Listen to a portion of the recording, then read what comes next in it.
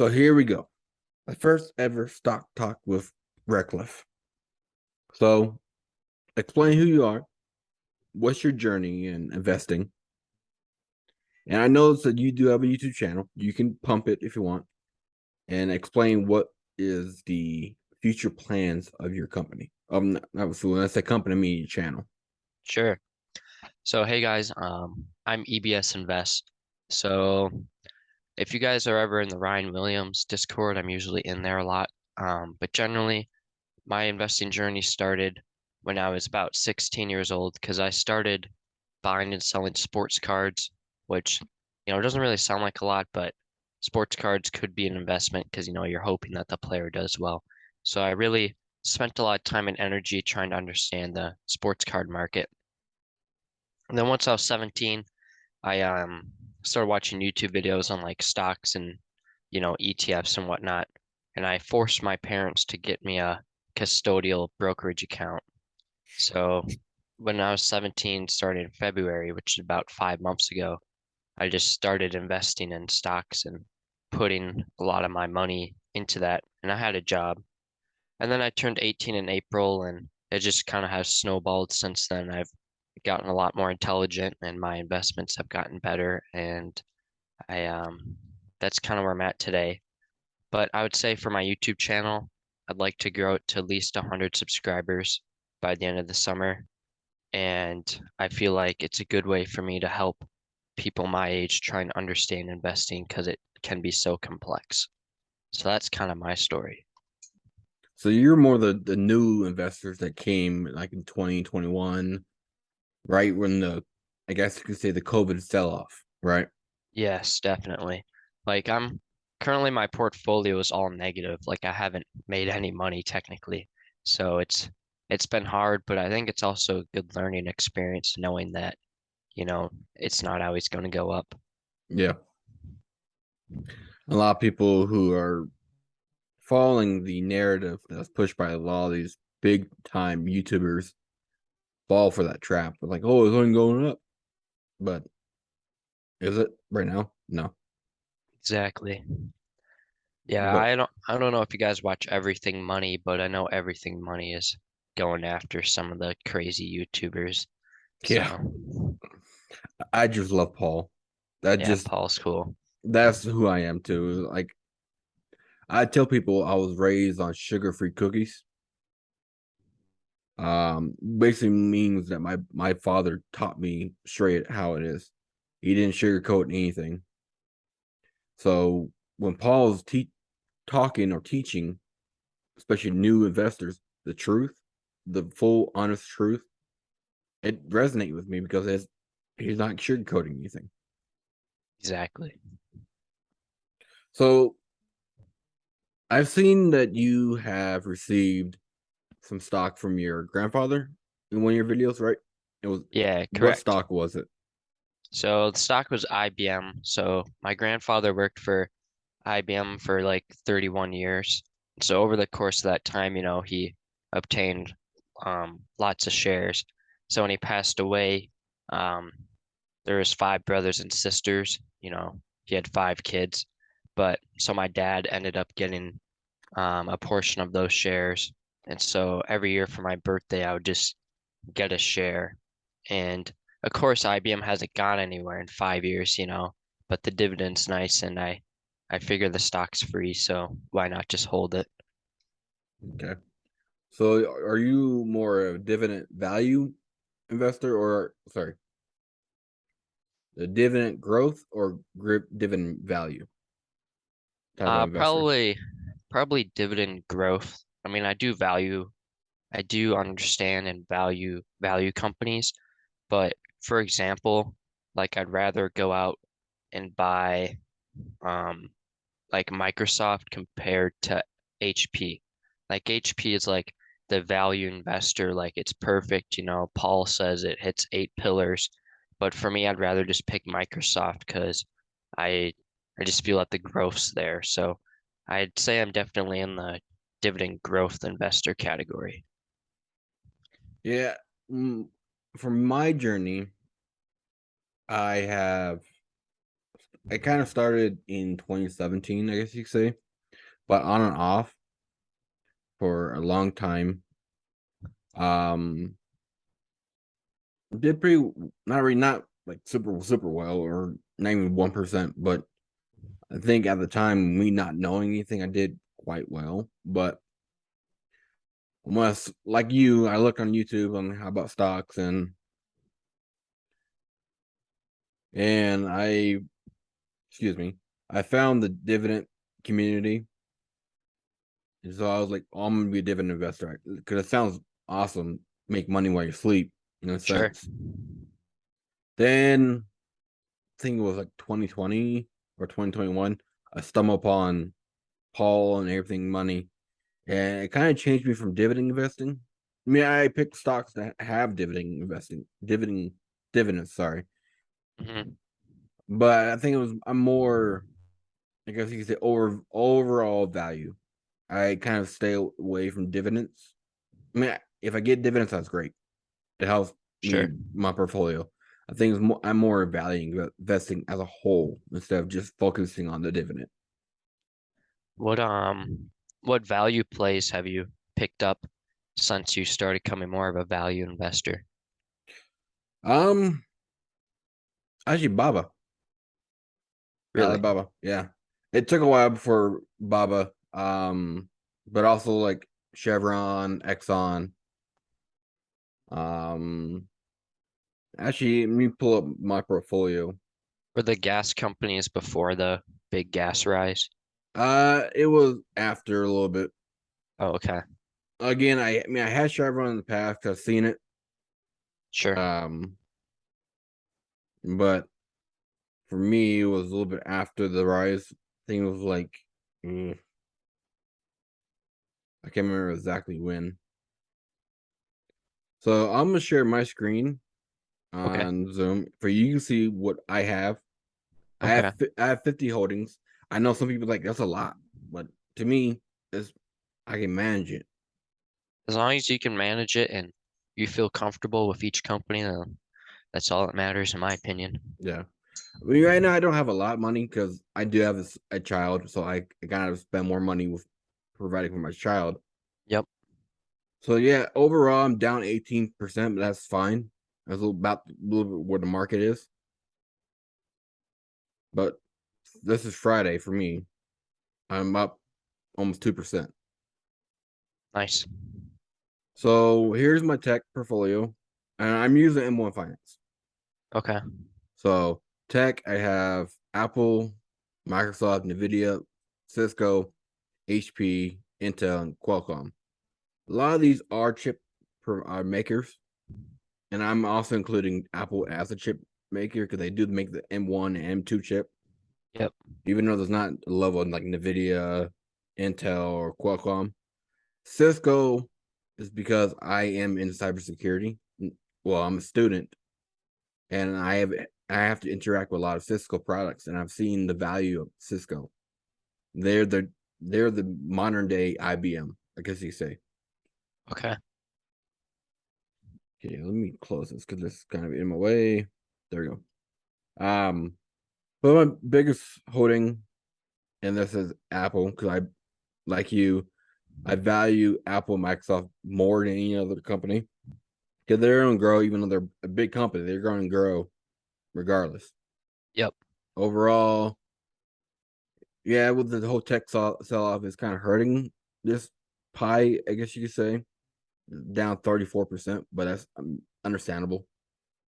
We were in a big bubble for a long time. Then consumer, I have Costco, I have HD, Domino's, Lowe's, Target, Nike, Smith and Wesson, Walmart, Coca-Cola, Disney, Pepsi. I put Disney here because of the all the products they sell to customers. Oh yeah. Disney is a giant conglomerate. Yeah. So people they're classified as communication. I don't know why they're part of communication, but they are. But I just put them all in here. Um, but Why yeah, do you why go do you ahead. have Pepsi and Coca-Cola? Just curious. Usually most people pick one, but I don't know. At first, it was just Coke because how fast they can pay off their debt really Yep, was the factor between Pepsi and Coke. But I really thought about it. Like, if I want the top two, if I want the top of the food and beverage, why not just get both of them? Because Coke is number one, regardless of what Emo says, because of um the amount of Coke's products that's being sold. But Pepsi handles like Frito-Lay, all the rest of like the snack food. sure. So might as well just get both of them.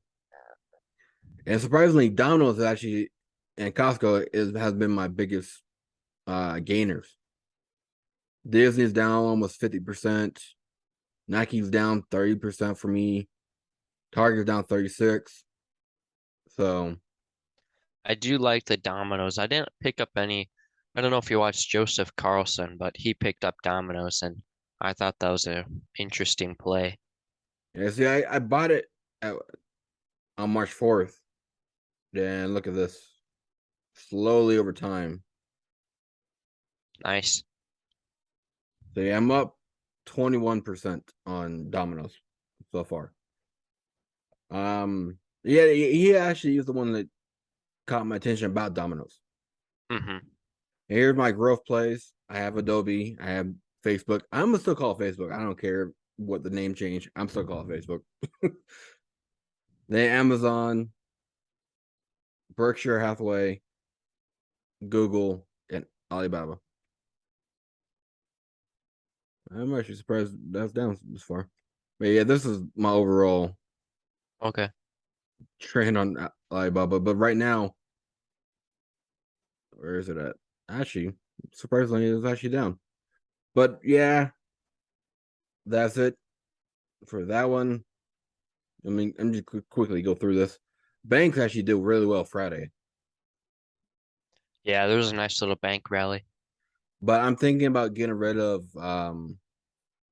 JP Morgan.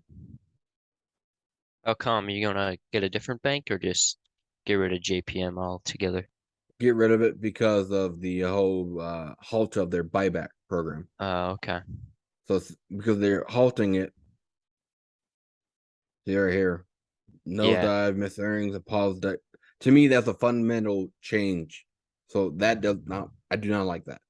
Even yeah, I've returned I'm actually down 50 cents, but that's fine. Yeah, look, I actually got a 2020.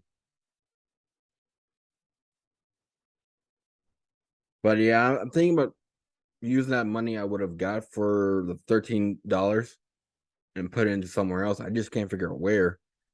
well, Um, if you do want to get another bank, like another consumer bank, a lot of people have been picking up Citibank because and that one did well at earnings, and yeah, it's definitely a value play, one of Buffett's favorites too.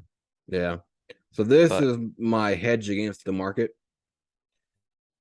And the reason why I say that is because this is not really depending on the consumer or the CPI at all. This is yeah, Lockheed Martin, L3 Harris, and North Grumman. They're all military stocks, but they do well because their main person that or main, I think you say customer that provide them income is the United States government. yep. So this is a great one to, for me, in my opinion, as a kind of a hedge against the market. I mean, yeah, it's down. I mean, it was up high when the start of the Ukraine war, but Hmm. that's a different story. Then health. Then I have United Health Group, Avi, Procter Gamble, Johnson Johnson. The reason why Procter Gamble's here, a lot of people would put it in the consumer discretionary. I just put it here because of all the health products they make. Sure. Come on. Industrial. This is my recent holding or new holding, Tractor Supply Company. I freaking love this company. Yeah, I'm also considering picking up Tractor Supply. Um, what the dividend is 1.41. I mean, their PE ratio is a little high. Hmm. Actually, let me check something out. if I'm not mistaken. What's their financials? Let's go to the ratio. But that's look at that. That's ooh, Yeah, that's not good. they're not good. No, that's the free cash flow is not good. But look at this return on equity, almost 51%. Increasing. Yeah, Yeah, it's almost doubled since the far right year. I don't know what year that is. that's for 2014, yeah. so they're giving you your money back. Even the return on assets, assets are what the products they sell. So I mean, yeah, from 2014 it kind of dipped down, but it's still a positive return. You want that above 5, or you want the return on assets above 5, but equity and capital you want that above 10. Hmm. So yeah, that's amazing.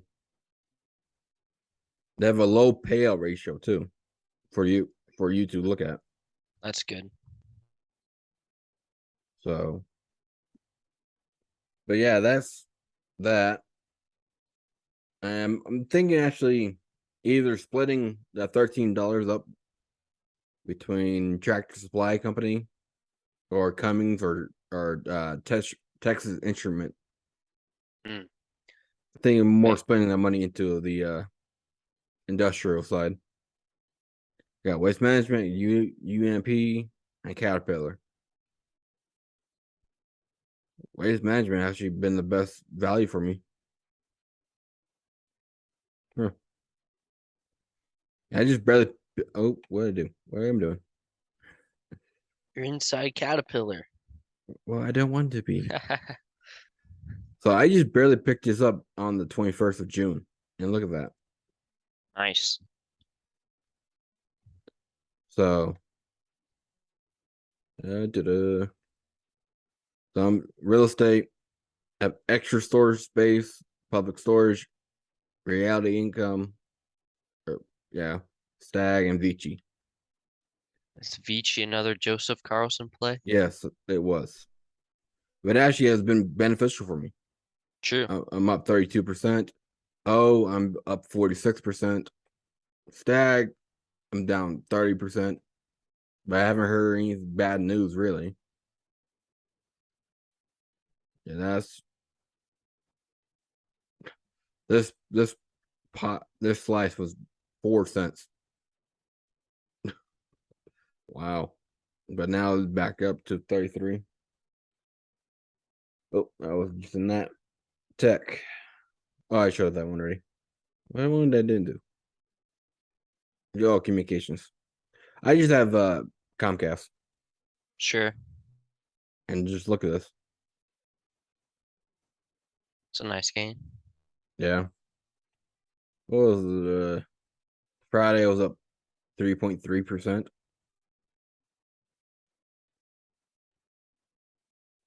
But that's just my portfolio. And what does your portfolio look like, if I don't mind asking? Well, I don't think my Charles Schwab, I think it'll show my stuff in the top right. Let me see if there's a way. I have a YouTube video up, so maybe we could load that up. Oh, I can't screen share. It says participant screen sharing. Uh, oh, there we go. All right, let's see. What screen should I do? Um, get a get it loaded up here.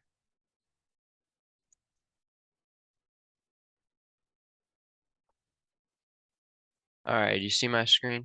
Yep, All right, we'll just load up my YouTube video and we can just go through it and pause it because I don't really feel comfortable sharing my that's fine. Charles Schwab.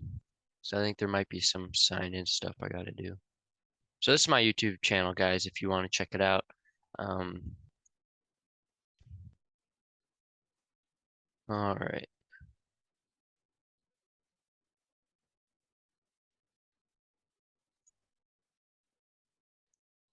Uh, so this is my account. So we're looking at first. So I've been buying a lot of Google recently. I think Google's at fair value. And then I recently picked up American Express. I kind of wanted to pick up more of American Express but I think I'll do that eventually. I really like the stock. And then we have Apple. And then this is my lithium play. It's not really playing out very well. I was hedging against inflation, excuse me, inflation for a little bit, but then Tesla basically said that they wouldn't be buying lithium from them, and so that really has sent the stock down. I think I'm down like 60% on the holding. So, I mean, luckily I only put like $70 in, so Yes, I'm not not your out a lot, it's not your but whole portfolio. So yeah. exactly. But one of my friends, it is his whole portfolio, really. It's Ooh, like 60%, so a little damn, worrisome. damn. Yeah, exactly. So then we Look, have Jake. do Oh you yeah, not sorry. do you not hear Warren Buffett or top investors don't put anything more than 5% in your portfolio? I guess not. He was just so excited because, we were beating the market at the time. We were each up like 40%. Jeez. So then JP Morgan is a recent pickup too. And then I have Facebook. I bought Facebook right as it crashed. They had bad earnings, then it was the instant crash. So I have a lot of my money in at like 240, 230, and I've been adding some more, but I'm still down considerable on it. That was like what, last November? Yeah. And then I have Microsoft. I didn't even know I had that much money in Microsoft. I just keep adding money to it. And then we have this is Qualcomm. I really like Qualcomm. It's a really undervalued company in my opinion and nice dividend too. It doesn't get much love, does it? No, it doesn't. And then I have Rio Tinto. This is a big mining conglomerate based out of Australia.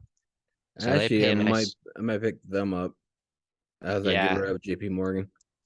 yeah, they're a great pickup because I'm down like $50 on it because I bought at the high. Ooh.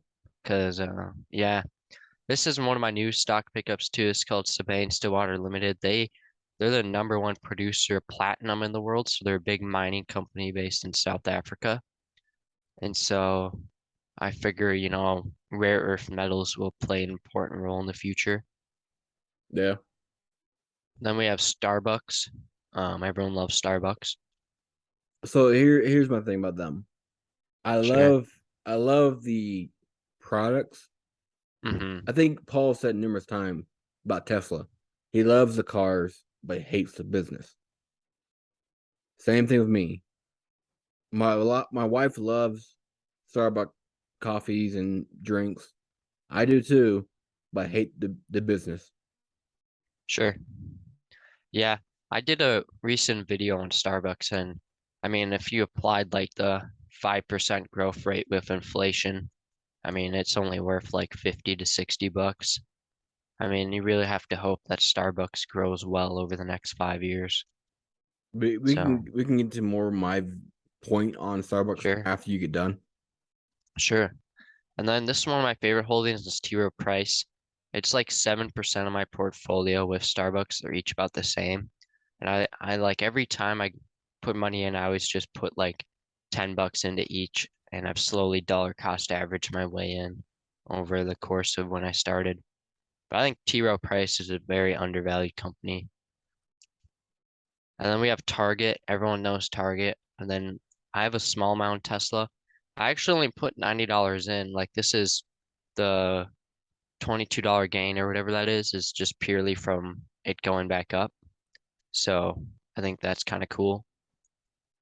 And then Twitter, I only bought this. I only put in like $17 because I thought Elon was going to buy it and it was going to go insane, but that ended up not happening. And then for my ETFs, I have TQQ, which I only have one share. And I bought that at like $60, so I'm down a lot on that. And then I have SHD, and then SHX, and then XLF, which is a financial sector one. I really like this one because it invests in like all the banks. Hmm. I had the one for technology, Nice. And but then that one didn't work out. It was just like going down, down, down, down. Like I think I bought too early. let me see if there's a gain. So you can see my gain loss. This was probably from a few days ago, but I'm down like 10%, so negative 260 bucks. So, and then for my Roth IRA, it's very simple. I like to keep my Roth IRA simple so that way like it's not overly confusing. So I have more Apple than Berkshire than just Microsoft.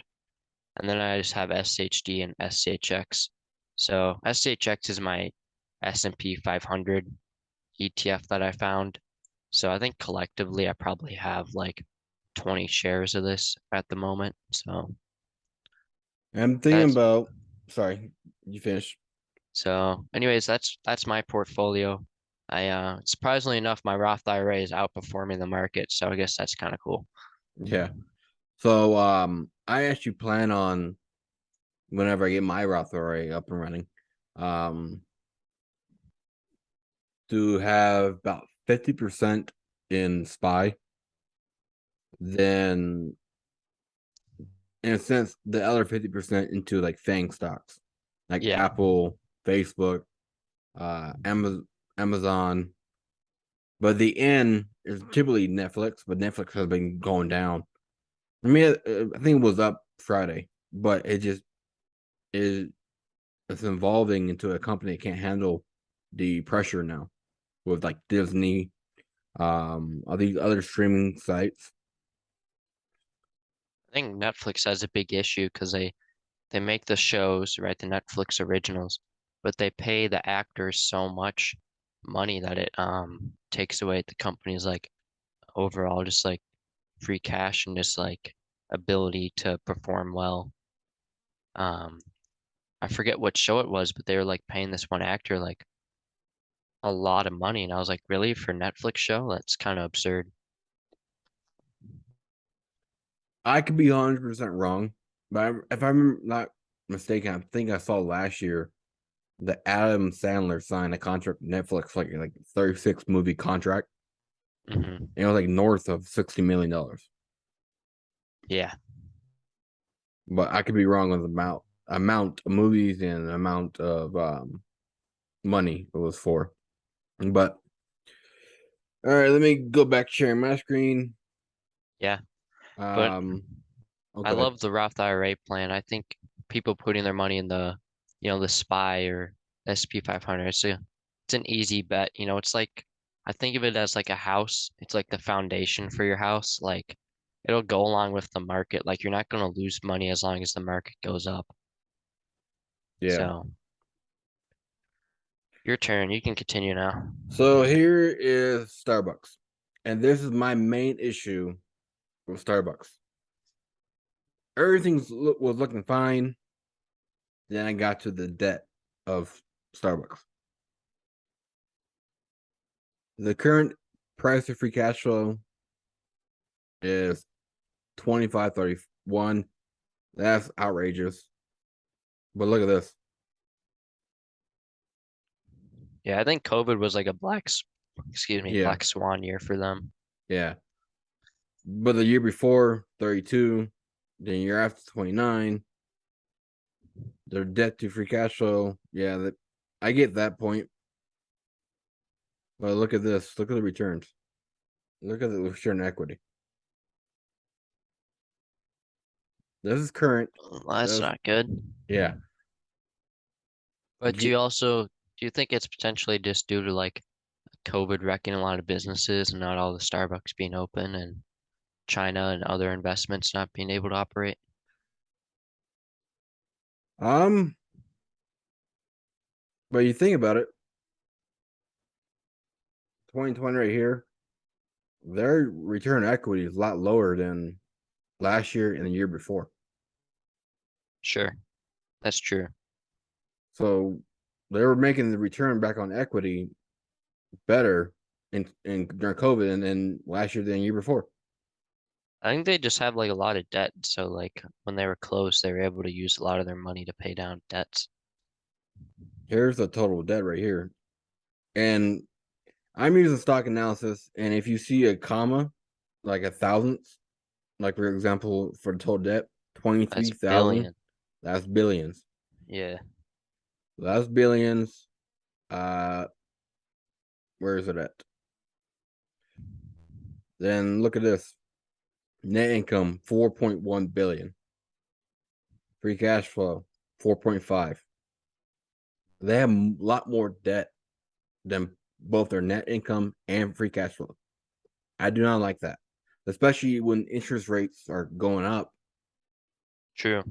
with CPI, especially with the recent posting CPI being so high. That's my biggest issue with Starbucks. How can they grow with these interest rates going higher and higher? They can't expand. They can't make new buildings. And also with the whole labor conflicts with their workers, I don't see them being worth $70. I'll say them lower than that. In my trios video, I show that the first DCF model I have, I use two and average both of them out to get a better value that I feel is more accurate. My first DCF model was saying that um Starbucks was worth $90. It is looking like it's about to be $90 pretty soon, but is it really worth $90 without raising interest rates and labor problems? No. Yeah, it is one thing that concerns me is the what's it called? The union strikes and whatnot with Starbucks. You know, if you want to do a union, that's fine, but as a shareholder, I'm not a big fan. Yeah. Then my other DCF model was saying Starbucks was like $20.